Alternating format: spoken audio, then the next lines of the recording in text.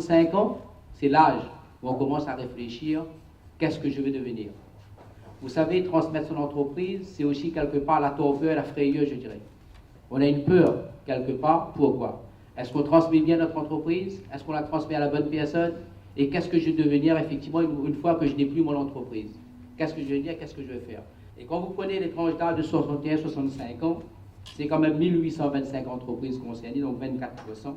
Et quand vous prenez les plus de 65 ans, 2041 entreprises, soit 27%. Aujourd'hui, on a créé une journée dédiée à la transmission reprise d'entreprise.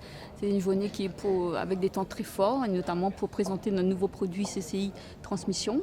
Donc, on a voulu montrer aux participants que c'est un travail, c'est un parcours du combattant. Donc, c'est un travail de longue haleine. Il faut se préparer. Donc, on a voulu aussi, avec les différents experts de la transmission reprise, notamment les experts comptables pour l'évaluation et les notaires pour la transmission succession, montrer que c'est un travail de complémentarité. Donc, mettre en avant cette synergie-là. Et surtout montrer aux participants qu'il faut venir à la Chambre de commerce, qui est une porte d'entrée pour pouvoir ouvrir donc d'autres portes des experts et surtout dans son rôle d'appui, de conseil, d'accompagnement, leur proposer un produit clé en main avec la possibilité aussi de se faire financer par la région sur le fonds régional d'aide au conseil. Donc pour le cédant, donc se poser les bonnes questions, comment transmettre son entreprise, à qui transmettre son entreprise, quel est l'impact fiscal.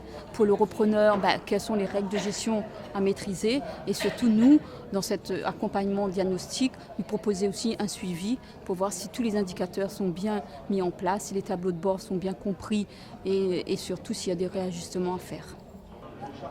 Alors la présence des experts comptables, de l'ordre des experts comptables sur le sujet de la transmission, c'est en fait une présence tout à fait naturelle puisque le sujet de la transmission va devenir cette année et les années qui viennent un sujet d'actualité forcément prégnant quand on regarde la pyramide des âges, nationalement comme localement. On estime que dans les 10 ans à venir, il y a entre 600 000 et 700 000 entreprises qui vont changer de main. Donc ça vous donne un peu l'ampleur de la tâche et c'est pour ça que justement on s'en inquiète localement.